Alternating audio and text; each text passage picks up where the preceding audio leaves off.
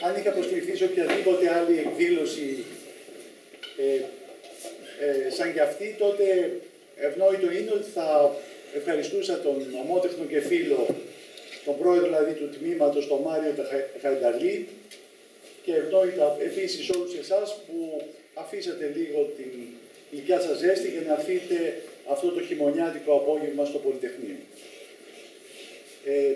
Ωστόσο, μια τυπική και αναγκαία εισαγωγή, δηλαδή στο στάδιο της προσφώνησης, δεν ταιριάζει, νομίζω, ούτε σε εκδηλώσεις που διοργανώνει το τμήμα αυτό, ούτε στη δικιά μου ετήσια σχεδόν παρουσία. Θα ήθελα λοιπόν να ξεκινήσω με μια παραδοχή, ότι στην επιστημονική γειτονιά αυτή που μας δεξιώνεται, εμένα τουλάχιστον κάθε χρόνο, αλλά και πολλούς που έρχονται σαν και εμένα εδώ, τους δεξιώνεται καταρχάς με μια οικειότητα και δεν ολοκληρώνεται αυτή η οικειότητα σε μια διαπροσωπική σχέση, όπως πέρυσι είχα μιλήσει σε σχέση με την βραχυχρόνια μίσθωση και το Airbnb, ούτε οφείλεται στη διστασιά των ανθρώπων που στελεχώνουν αυτό το τμήμα. Στην πραγματικότητα, οι επιστήμονες δεν σφυριλατούμε μια διαπροσωπική σχέση, αλλά νομίζω ότι το ιδιαίτερο χαρακτηριστικό γνώρισμα αυτού του τμήματος είναι ότι προσπαθεί ουσιαστικά να δοκιμάσει κάθε νέα ιδέα, να την αξιολογήσει, να δει δηλαδή την επιστημονική της επάρκεια ή την αρτιότητά της.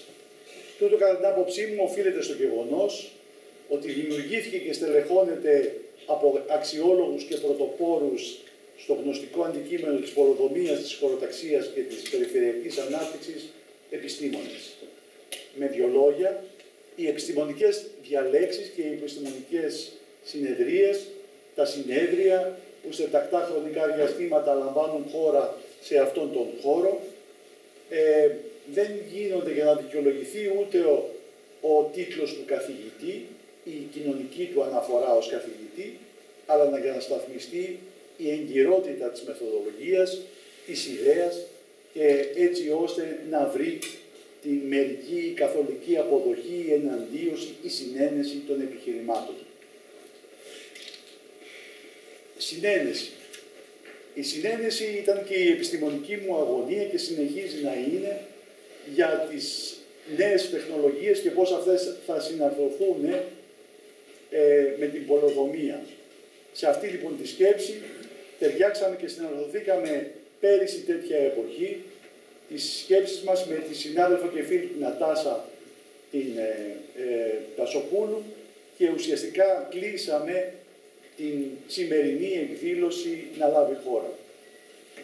Το blockchain, κατά την άποψή μου, είναι ένα μέσο για την επιτάχυνση και την ορθολογικοποίηση της διαβούλευσης που παίζει καθοριστικό ρόλο στην υλοποίηση του ουσιαστικού και ρυθμιστικού περιεχομένου του πολεοδομικού νόμου και του πολεοδομικού σχεδιασμού. Θα ξεκινήσω λίγο με τα ευνόητα. Δηλαδή, ήδη από το 1990 ξεκινάει σε αρκετές πόλεις τουλάχιστον της Γερμανίας, που εγώ αρχίζω και παρακολουθώ, όλη η διαδικτυακή συμμετοχική διαδικασία. Δηλαδή, το Esslingen ήταν η πλέον χαρακτηριστική περίπτωση, όπου ο πολεοδομικός σχεδιασμός στα τέλη της δεκαετίας του 90 γίνεται όλος διαδικτυακά, δηλαδή μία τάση να αρχίσει να καταργείται το χαρτί και να αντικαθίσταται πια με το διαδίκτυο.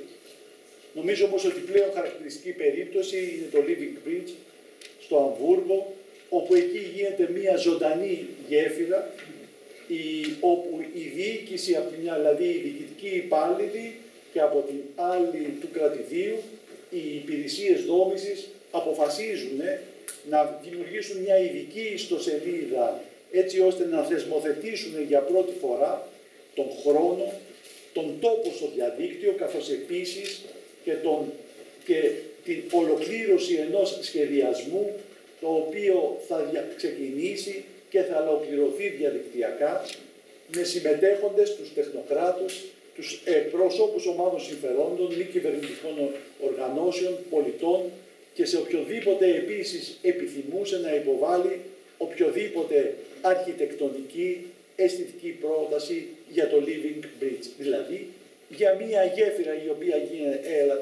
θα γινόταν πάνω από τον Έλβα, η οποία ως γέφυρα αυτή θα είχε τις κρίσεις. Έτσι ο σχεδιασμός ξεκινάει, η εκπόνηση του σχεδιασμού ξεκινάει με τη συζήτηση για το ποιες είναι οι κρίσεις, το θεμέλιο για κάθε πολεοδομικό σχεδιασμό, για μετά να πάει στην αρχιτεκτονική σύνθεση και στην αρχιτεκτονική λεπτομέρεια.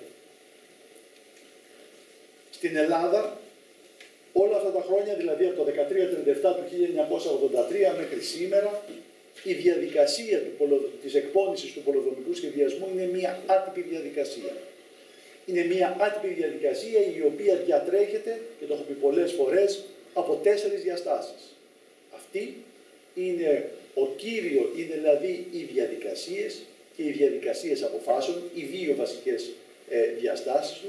Το πρώτο είναι το άτυπο, που αυτό διατρέχει όλες τις διαδικασίες αποφάσεων, και το πιο βασικό είναι ότι τις διαδικασίες και διαδικασίες αποφάσεων διατρέχονται του ατύπου, διατρέχονται ως κύριο χαρακτηριστικό γνώρισμα ο συμβιβασμός. Οι 4 αυτές διαστάσεις δηλαδή που διέπονται, που καθορίζουν ουσιαστικά από το 1337 όλη τη διαδικασία εκπόνησης στην αρχή του Γενικού Πολεοδομικού Σχεδίου, αλλά και ενδεχομένως και της περιβαλλοντικής αδειοδότησης, η οποία συνοδεύει αυτή τη στιγμή την στρατηγική μελέτη περιβαλλοντικών επιπτώσεων, δηλαδή της ΜΠΕ, δεν έχει γίνει ποτέ οργανωμένα. Όλοι δηλαδή, λίγο πολύ, γνωρίζουμε ότι γίνεται με ανοιχτά συμβούλια, συνήθως με ανοιχτά δημοτικά συμβούλια, με ανακοινώσεις στον τύπο, με ανακοινώσεις στα μέσα μαζικής ενημέρωσης, με ανοιχτές συγκεντρώσεις, τέλος πάντων με όλα αυτά, ας τα πούμε, με παραδοσιακούς τρόπους ενημέρωσης τόσο των ενδιαφερομένων μερών, δηλαδή των μη κυβερνητικών οργανώσεων, και είναι πάγια και επειδή έχουν προβληθεί και είμαι και νομικός και όχι ασχολούμαι μόνο με πολεοδόμηση, έχει κριθεί αρκετές φορές από το δικαστήριο, δηλαδή από το Συμβούλιο της Επικρατείας, ότι δεν απαιτείται σε καμία περίπτωση η κοινοποίηση ατομικής πρόσκλησης σε κάθε ενδιαφερόμενο, έτσι ώστε να λάβει μέρος στη διαδικασία της εκπόνησης. Αυτό όμως που θέλω να σταθώ είναι ότι η αντοχή του Γενικού Πολεοδομικού Σχεδίου και του τοπικού πολεοδομικού σχεδίου δεν κρίνεται μόνο κατά την προσβολή του στο Συμβούλιο της Επικρατείας, δηλαδή αν θα ευδοκιμήσουν ή όχι οι λόγοι ακυρώσεως, αλλά κυρίως κατά την άποψή μου κρίνεται από την διαρκή επαλήθευση των προβλέψεών του, οι οποίες αντλούν την ισχύ του από τα επίκαιρα στοιχεία και δεδομένα. Σε αυτόν τον χώρο, πριν από 2 χρόνια, είχα αναπτύξει τις αρχές του πολεοδομικού σχεδιασμού, που ένα από τα βασικότερα κατά την άποψή μου ζήτημα είναι η αρχή της επικαιρότητας των στοιχείων και δεδομένων. Γιατί αυτό? Για τον απλούστατο λόγο ότι σήμερα ως γνωστόν βιώνουμε μια ταχύτατη αλλαγή των οικονομικών, κοινωνικών και χωρικών διαφοροποιήσεων, μια συνεχή ανάπτυξη της τεχνολογίας, της πληροφορικής, με άμεση προστασία, με άμεση επιπτώσεις στην προστασία του περιβάλλοντος. Όταν η διοίκηση χρησιμοποιεί στοιχεία και δεδομένα τα οποία είναι ανεπίκαιρα, τότε το κύρια χαρακτηριστικά γνωρίσματα του πρώτου επίπεδου πολεοδομικού σχεδιασμού, δηλαδή του Γενικού Πολεοδομικού Σχεδίου και αύριο του τοπικού πολεοδομικού σχεδίου, θα ελείπουν οι βασικές διαστάσεις του, δηλαδή ο επιτελικός και κατευθυντήριος χαρακτήρας του, και αυτό στην πραγματικότητα θα διεμβολίζει την αρχή της νομιμότητας και θα αναιρεί τον σταθεροποιητικό και εγγυητικό ρόλο που οφείλει να έχει κάθε σχεδιασμός. Τεχνικές προδιαγραφές του 2021 είναι σαφείς, εννοώ για τα τοπικά πολεοδομικά σχέδια, ουσιαστικά δεν μπορούν να υπερβαίνονται 15 ετία και να κυμαίνονται από 5 έως 15 χρόνια. Εάν στον πολεοδομικό σχεδιασμό η επικαιρότητα των στοιχείων είναι καθοριστικό για τη βιωσιμότητα, δηλαδή την ισχύ ενός γενικού πολεοδομικού σχεδίου και αύριο ενός τοπικού πολεοδομικού σχεδίου, το ίδιο γίνεται και στο περιβαλλοντικό δίκαιο. Στο περιβαλλοντικό δίκαιο, εκτός όμως αυτό, αρχίζει και τυποποιείται ήδη από το 1990, δηλαδή εδώ και 33 χρόνια, με τη θέσπιση της κοινοτικής οδηγίας 90 με 313 του 1990, αλλά και καθώς επίσης και με την 9711, οι οποίες έχουν ενσωματωθεί στο κοινοτικό δίκαιο με αντίστοιχα νομοθετήματα.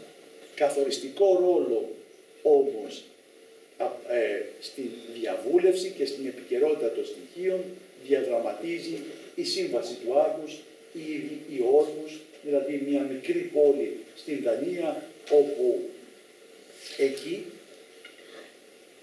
εκεί ουσιαστικά αποφασίστηκε ότι δεν μπορεί να υπάρχει περιβαλλοντικός σχεδιασμός, είτε για μια έργο και δραστηριότητα, δηλαδή για να γίνει μια απόφαση έγκριση περιβαλλοντικών όρων, ούτε για να λάβει χώρα ένας σχεδιασμός σε περιβαλλοντική προστασία ενός σχεδιασμού, δηλαδή για μια στρατηγική μελέτη περιβαλλοντικών επιπτώσεων ή μια ειδική οικολογική αξιολόγηση σε περιοχές ιδιαίτερου φυσικού κάλους. Τι ήταν αυτή η Σύμβαση του Όρκους? Εκεί, ούτε λίγο ούτε πολύ, θεωρήθηκε ότι η πληροφόρηση δεν περιλαμβάνει οποιαδήποτε περιβαλλοντική προστασία, αλλά ουσιαστικά για πρώτη φορά παρισφρεί ή μάλλον αποτυπώνεται ορθότερα και έχει παρισφρεί και η οικονομική διάσταση για την προστασία του περιβάλλοντος. Γιατί το θεμέλιο της περιβαλλοντικής προστασίας, της αεφόρου ανάπτυξης, είναι το τρίπτυχο κοινωνική, οικονομική και περιβαλλοντική διάσταση. Θα μπορούσαμε να μιλήσω κι άλλο για το Όρκος, αλλά δεν είναι το αντικείμενό μας εδώ πέρα. Δηλαδή πώς ουσιαστικά έχουμε μία, καθοριστικό ρόλο παίζει και η διάκριση κοινού και διαφερομένου κοινού, δηλαδή των ενώσεων προσώπων και τα συμφέροντα που επηρεάζουν τις αποφάσεις, και πώς όλα αυτά έχουν καθοριστική σημασία στη στρατηγική μελέτη περιβαλλοντικών επιπτώσεων. Γιατί το λέω αυτό? Διότι σήμερα πια δεν μπορούμε να έχουμε ένα πρώτο επίπεδο πολεοδομικού σχεδιασμού, δηλαδή είτε τοπικό πολεοδομικό σχέδιο είτε ειδικό πολεοδομικό σχέδιο, χωρίς τη στρατηγική μελέτη περιβαλλοντικών επιπτώσεων. Ως εκ τούτου, η Σύμβαση του Άρχους, δηλαδή η ενεργαιότητα για συμμετοχική διαδικασία για πληροφόρηση και διαφάνεια, είναι καθοριστική για έναν πολεοδομικό σχεδιασμό. Από την άλλη, υπάρχουν και άλλες φωνές. Η φίλη και κοσμήτωρας της αρχιτεκτονικής σχολής, η πολεοδόμος και πρώην γενική γραμματέας του ΙΠΕΝΗ, η οποία επιμένει, όταν φορές έχουμε συζητήσει, και αυτή ήταν πάντα η διαφωνία μας, ότι στα ειδικά πολεοδομικά σχέδια δεν μπορεί αυτή τη στιγμή να εξαντλείται ο διάλογος και η διαβούλευση μόνο σε στρατηγική μελέτη περιβαλλοντικών επιπτώσεων, αλλά αντίθετα πρέπει να υπάρχει και διαβούλευση αυτού καθεαυτού του σχεδιασμού, δηλαδή του ειδικού πολεοδομικού σχεδίου. Και έχει μάλιστα και την άποψη, επειδή και προχθές το συζητούσαμε και πάλι, ότι εάν έτσι πως πάει θα έχουμε τελικά, με δεδομένο του άτυπου, δηλαδή του μη υποχρεωτικού χαρακτήρα του διαβούλευσης στο τοπικό πολεοδομικό σχέδιο, στην πραγματικότητα η διαβούλευση για το πρώτο επίπεδο πολεοδομικού σχεδιασμού θα επικεντρώνεται αποκλειστικά και μόνο στη στρατηγική μελέτη περιβαλλοντικών επιπτώσεων. Κοιτάξτε, είναι κάτι. Όταν λέω άτυπο, δεν λέω αυτό που δυστυχώς έχει επικρατήσει, δηλαδή το άτυπο δεν είναι το παράνομο. Και αυτές οι άτυπες συγκεντρώσεις, οι οποίες έχουμε πολλές φορές συναντήσει ως τεχνική ονομασία, είτε στο δίκαιο του τουρισμού, είτε σε άλλες περιπτώσεις, θεωρώ ότι ουσιαστικά εξοβελίζουν τον παράνομο χαρακτήρα. Άτυπο είναι σε αντιδιαστολή με το τυπικό και αυτό θέλω να τονίσω και αυτό σημαίνει επαναλαμβανόμενες κανονικότητες οι οποίες δημιουργούν το δικαίωμα προσδοκίας. Δηλαδή τι εννοώ? Εννοώ δηλαδή ότι εάν τυχόν υπάρχει παράβαση στην πρόσκληση ή μη, πώς λέγεται, αν κάποιος στην πρόσκληση ή μη, αυτό είναι μια τυπική διαδικασία η οποία η παράληψή της επιφέρει την ακυρότητα της διαδικασίας. Στο βαθμό όμως που στα πλαίσια εκπόνησης ενός τοπικού πολεοδομικού σχεδίου ως προς τον σχεδιασμό αυτός διέρχεται από το άτυπο, σημαίνει ότι κάποιος δεν προσέλκυται για οποιονδήποτε λόγο. Αυτό επειδή δεν είναι μια διάταξη η οποία επιφέρει κυρώσεις, δεν επιφέρει και ακυρότητα του σχεδιασμού. Το τεχνικό δίκαιο, δηλαδή ο πολεοδομικός σχεδιασμός, ο νέος οικοδομικός κανονισμός και ο περιβαλλοντικός σχεδιασμός έχουν και προϋποθέτουν μία σταθερότητα. Η υλοποίηση δηλαδή του ουσιαστικού και ρυθμιστικού περιεχομένου είναι τόσο σημαντική, διότι κατά την άποψή μου επιφέρει ανεπανόρθωτες επιπτώσεις στην αισθητική και στην οικιστική αντίληψη της πολιτείας που το θεσπίζει.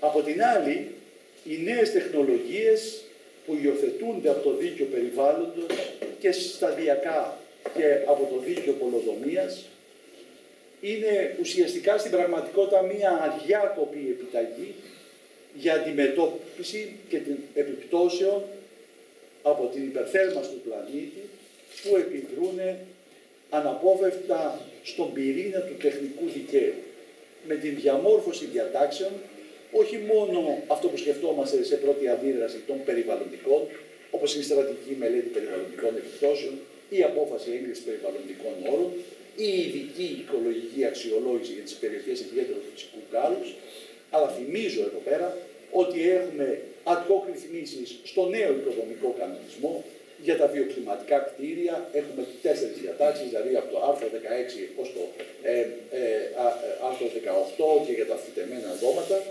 Και στον πολεοδομικό σχεδιασμό όλες αυτές οι διατάξεις, οι οποίες είχε ο 4.447 του 2016, ο 4759 του 2020, όπως ισχύει σήμερα, οι οποίες αφορούν ως απαραίτητη προϋπόθεση για την εκπόνηση του πολεοδομικού σχεδιασμού και για την έγκρισή του, ουσιαστικά η οριοθέτηση οποιοδήποτε υδάτινου στοιχείου. Είτε αυτό είναι καθορισμός ρέματος, είτε αυτός είναι καθορισμός εγκυαλού, καθώς επίσης και την αναγκαιότητα τήρησης ορισμένων προϋποθέσεων, τα οποία αφορούν με τα σταθερότητα κτλ. Εδώ πέρα όμως έχουμε και μία, κατά την άποψή μου, αμφιθυμία. Απ' τη μια, το δίκαιο χαρακτηρίζεται με μια πρωτόγνωρη, το τεχνικό δίκαιο, με συγχωρείτε, χαρακτηρίζεται από μια πρωτόγνωρη γύρανση και μια ιδιαίτερη χρονική ρευστότητα. Τούτο σημαίνει ότι το δίκαιο, δηλαδή το τεχνικό δίκαιο, θα έπεται συνεχώς της τεχνολογικής ανάπτυξης, της τεχνολογικής εξέλιξης και ουσιαστικά η σχέση δικαίου με την τεχνική θα είναι πάντα άνηση.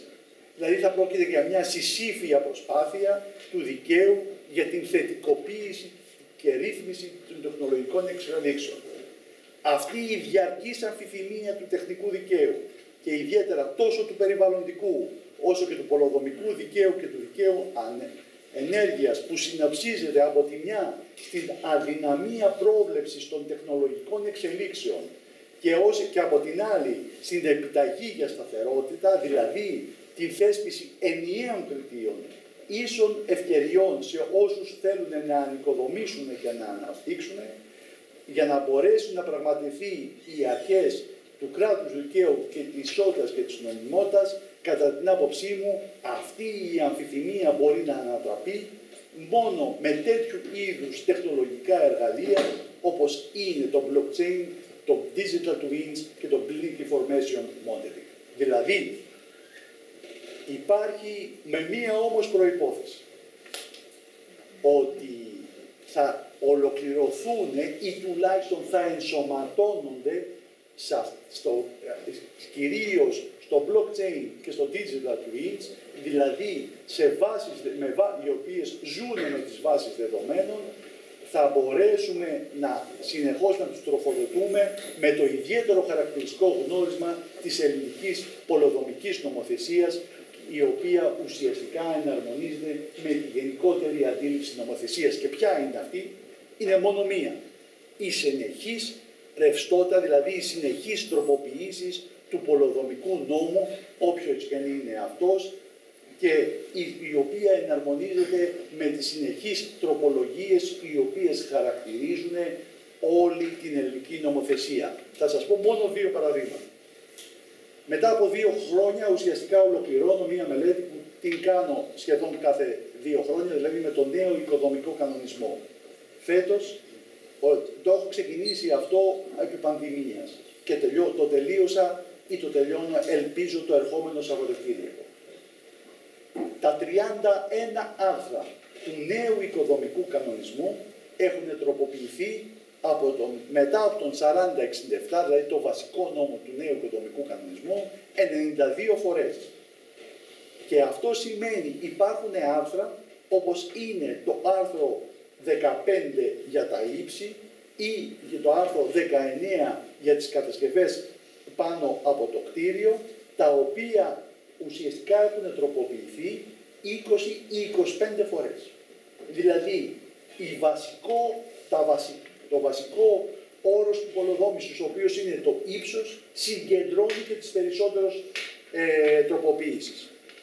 Χθες το σκεφτόμουν αυτό, γιατί είχα πάει στην Κοραή, ο βασικός δρόμος στην Αθήνα, που είναι ένας πάρα πολύ μικρός δρόμος, δηλαδή είναι, πώς να το πω, που συνδέει ουσιαστικά την Πανεπιστημίου με την Σταδί και βρίσκεται ακριβώς απέναντι από την Τριλογία.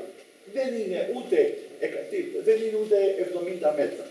Και κοιτούσα από τη μία πλευρά, δηλαδή και όλο προς την πλατεία Γλαθμόνος, όλα τα κτίρια, και έβλεπα ότι δεν έχουν ούτε μία πλευρά, δηλαδή είδα και τις 3 πλευρές, δεν υπήρχε ούτε μία πλευρά που να είναι ισοϊψή. Όλα τα κτίρια ήταν έτσι. Και σκεφτόμουν ότι αυτά ανταποκρίνονται σε διαφορετικούς γενικούς οικοδομικούς κανονισμούς ή σε πάρα πολλές τροποποιήσεις. Και γιατί μίλησα ότι έχουμε μια διαρκή τροποποίηση της νομοθεσίας? Διότι θεωρώ ότι αυτή τη στιγμή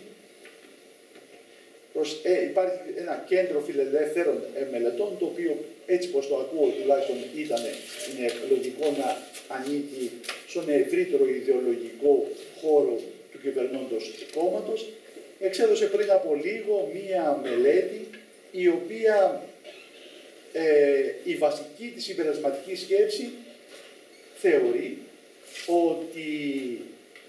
ότι έχουμε τόσες πολλές τροπολογίες, οι οποίες δυστυχώς οι οποίες διαμορφώνουν αντισυνταγματικές πρακτικές. Δεν υπάρχουν δηλαδή, είναι της τελευταίας στιγμής, δεν γνωρίζει κανείς, δεν υπάρχει εισηγητική έκθεση, δεν γίνεται διαβούλευση και κυρίως είναι ουσιαστικά ακόμα και η αιτιολογική έκθεση, η οποία συνοδεύει κάθε προσχέδιο νόμου υποχρεωτικά, επαναλαμβάνει το κείμενο του νόμου. Μάλιστα, υπήρχε και ένα άρθρο στην Καθημερινή, γιατί από εκεί το βρήκα και εγώ, να σας πω αυτή τη μελέτη, η οποία έλεγε ότι τον Δεκέμβριο ψηφίζονται οι περισσότερες τροπολογίες από οποιαδήποτε άλλο μήνα. Δηλαδή, ενώ το Δεκέμβριο, κάθε μήνα ψηφίζονται 160 τροπολογίες, αν είναι δυνατόν σε ένα μήνα 160, στον Δεκέμβριο ψηφίζονται 249.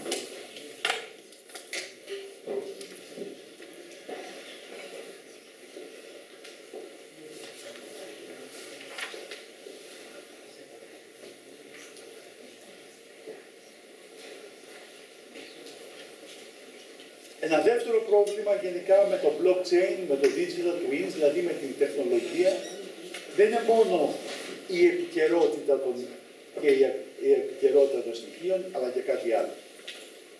Κύριο χαρακτηριστικό γνώρισμα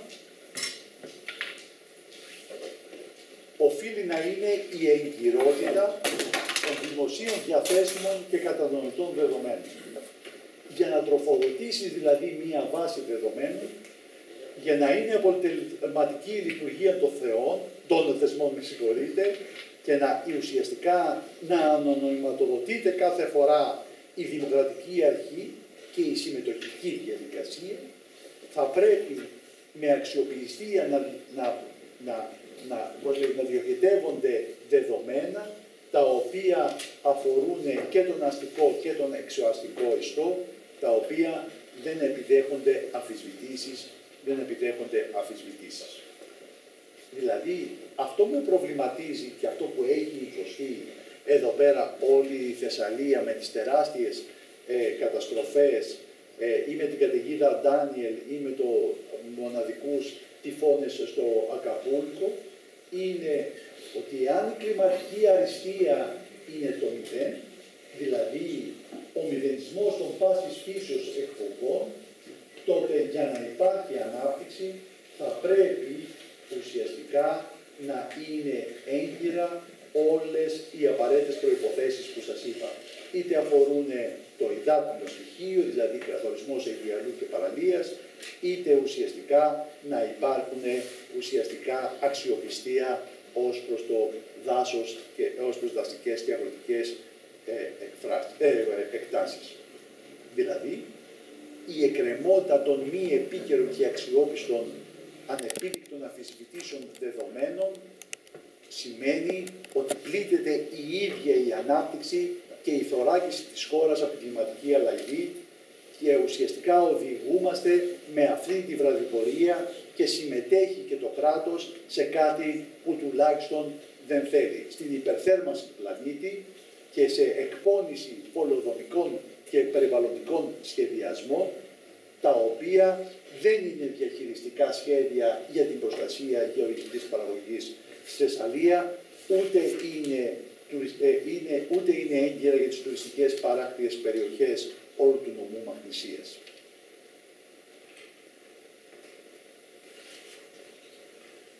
Ξέρετε, διάβαζα και προχθές του ενός καθηγητή, ο οποίος χάραξε τουλάχιστον και τη δικιά μου ζωή, δηλαδή του Λουδοβίκου Βασεχόβεν, και αυτός μου έμαθε μαζί με την Κλητώτη Γεράρδη πάρα πολλά πράγματα.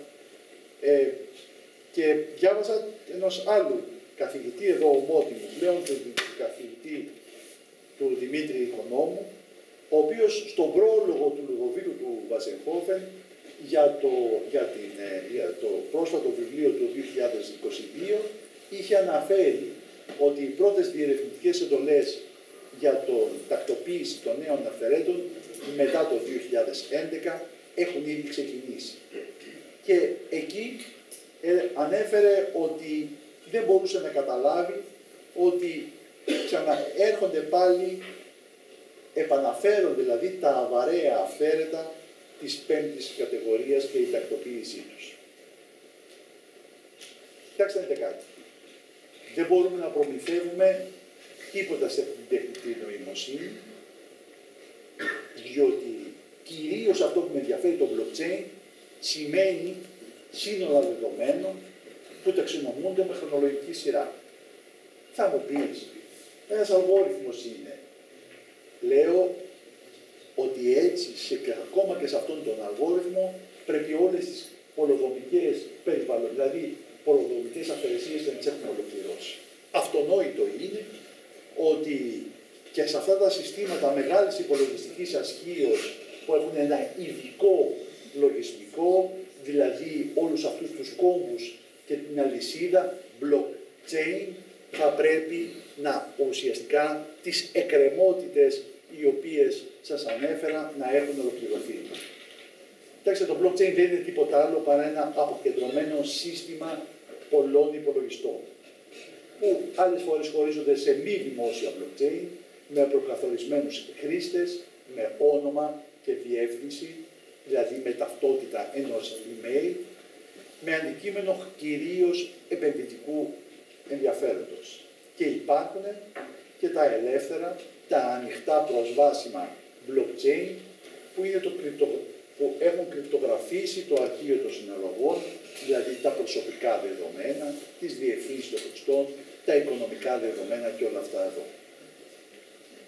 Είτε είσαι ελεύθερος, είτε είσαι ουσιαστικά κλειστό κύκλωμα blockchain, οι χρήστες έχουν ξεχωριστά και από κοινού ένα πανομοιότυπο αντίγραφο και ένα κοινό αρχείο που ο καθένας το εμπλουτίζει, αλλά κάθε εμπλουτισμός σημαίνει ταυτόχρονη ενημέρωση όλων των συνδεδεμένων υπολείπων χρηστών.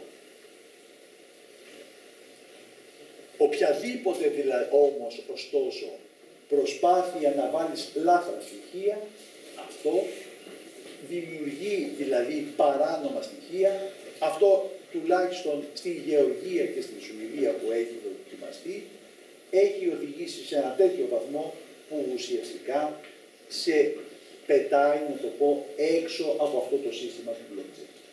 Με άμεση συνέπεια, πέρα από το δεν θα συμμετέχεις στην κτήματαγορά, το λέω σχηματικά, ή στον πολεοδομικό σχεδιασμό, οι επιπτώσεις είναι πάρα πολύ μεγάλες. Δηλαδή, στη Σουηδία και στη Γεωργία που δοκιμάστηκε το blockchain, ουσιαστικά στην πραγματικότητα έχεις τέτοιες συνέπειες που οδεύουν μέχρι, οι οποίες μπορούν να φτάσουν μέχρι και τα 20 χρόνια φυλάκιση. Οι κρίκοι αλυσίδες, δηλαδή η χρήση του blockchain, βασίζονται σε μια λειτουργία η οποία ονομάζεται έξυπνα συμβόλαια. Αυτά που ονομάζονται smart contracts. Που συνιστούν ουσιαστικά, που είναι τυποποιημένα συμβόλαια με πάρα πολλές παραλλαγές. Ας υποθέσουμε ότι υπάρχουν 10.000 παραλλαγές συμβολέων, τα οποία όμως είναι και αυτοματοποιημένες δράσεις αυτοελέγχου μεταξύ όλων των συναλλασσόντων. Δηλαδή, θέλω να αγοράσω ένα κτίριο, θέλω να αγοράσω ένα σπίτι, θέλω να αγοράσω οτιδήποτε. Υπάρχει μία πλειάδα όλων των εκδοχών, 10.000 εκδοχές, όπου εγώ επιλέγω εκεί ως ιδιώτης ένα από όλα αυτά εδώ. Και το έξυπνο συμβόλαιο τραβάει από την βάση δεδομένων,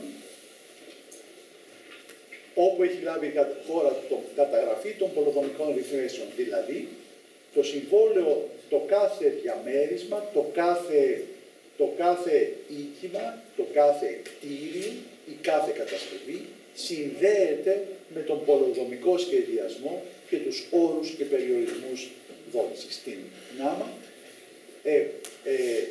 ουσιαστικά συνδέεται και με δύο άλλες περιοχές. Το πρώτο είναι η εφορία και το δεύτερο είναι το κτηματολόγιο. Παρά την πληθώρα των τεχνικών και όλα αυτά που σας είπα, δεν είναι κάτι που τα λέω εγώ για πρώτη φορά, έχουν δοκιμαστεί στην αρχή στην Σουηδία, όπου η κάθε αγοροπολισία δεν υπερβαίνει τις 4 ώρες και αντιγράφηκε αυτό από Σουηδούς και στην Γεωργία, και εκεί οι Γεωργιανοί καταφέρανε και έχουν περιορίσει το χρόνο των Σουηδών σε 3,5 ώρες. Αυτό σημαίνει, το είχα πει στον κύριο Σταθάκη την προηγούμενη νομίζω φορά, γιατί είχα εντυπωσιαστεί ότι όλοι εμείς οι δικηγόροι οι οποίοι κάνουν συμβόλαια, ουσιαστικά θα σταματήσει αυτή η διαδικασία, συνάμα θα φύγουν οι συμβολογράφοι, συνάμα θα φύγουν οι υποψηφοφύλακες, συνάμα θα φύγουν οι κτηματομεσίτες, συνάμα θα φύγουν οι τράπεζες, συνάμα θα φύγουν όλοι αυτοί οι οποίοι εμπλέκονται στην αλληλουχία της υπογραφής ενός συμβολέου. Τους είχα βγάλει ότι είναι 5-6. Όμως το κέρδος είναι πολύ μεγάλο. Αν κανείς σκεφτεί ότι στη Γερμανία είναι 2 μήνες η χρονική διάρκεια για υπογραφή ενός συμβολέου, και στην Ελλάδα είναι απροσδιόριστο το χρονικό διάστημα της υπογραφής συμβολέου. Ολοκληρώνοντας, θα πω τα κύρια χαρακτηριστικά γνωρίσματα του blockchain. Αξιόπιστη καταχώρηση και αποθήκευση δεδομένων.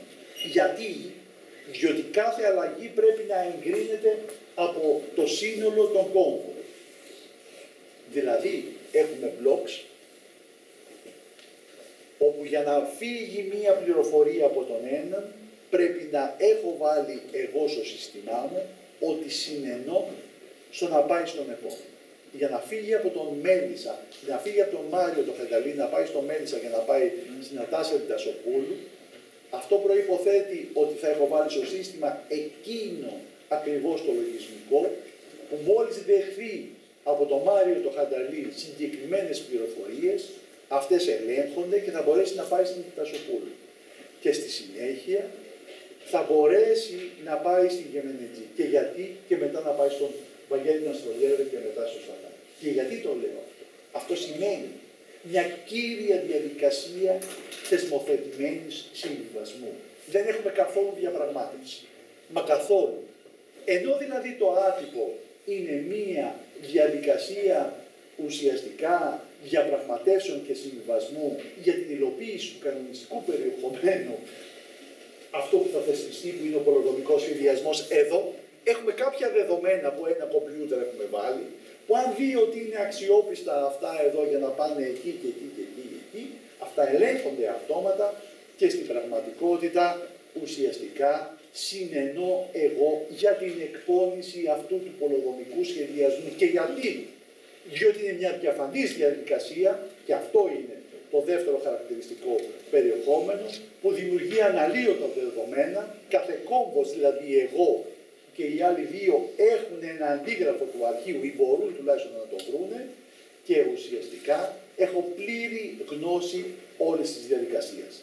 Τρίτον, έχουμε ένα αποκεντρωμένο και καταναμημένο χαρακτήρα. Δηλαδή, ενώ το Google ή το Facebook ή το Meta έχουν σχεδιαστεί ώστε να λειτουργούν μέσω ενός κεντρικού κόμβου, έτσι δεν είναι, η οποία ανήκει σε μία, ας το πούμε, μονοπωλιακές εταιρείες, που δεν γνωρίζω αυτή τη στιγμή ούτε τις, ή αμφισβητούνται, ας μην το πω, δεν γνωρίζω, είναι αμφισβητήσιμες οι πολιτικές απορρίπου και προστασίας προσωπικών δεδομένων. Στο blockchain ουσιαστικά όλη η αλληλουχία των πληροφοριών είναι ανα πάσα στιγμή ελεγχόμενη από όλα τα blocks, τα οποία συμμετέχουν σε αυτό το chain. Πρόκειται δηλαδή από αποκεντρωμένους συνενετικούς μηχανισμούς. Δηλαδή το στοιχείο του συμβιβασμού εν της πράγμαση, άσχετα αν αυτό γίνεται από ένα μηχάνημα, από ένα λογισμικό ή όχι, καθορίζει τη λειτουργία του blockchain στο βαθμό που ουσιαστικά ολοκληρώνει, μέχρι που να ολοκληρωθεί η διαδικασία αυτή. Ολοκληρώνοντας μόνο με μία σκέψη και με συγχωρείτε που σας κούρασα.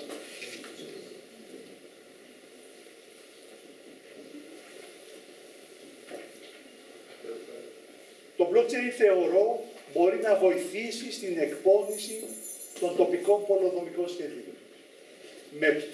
Με το όλοι οι ενδιαφορόμενοι ουσιαστικά να αρχίσει των ειδικών πολεοδομικών σχεδίων που αφορά και μία, κατά τεκμήριο, μέχρι στιγμής τουλάχιστον, μία πολύ μικρότερη πολεοδομική ενότητα.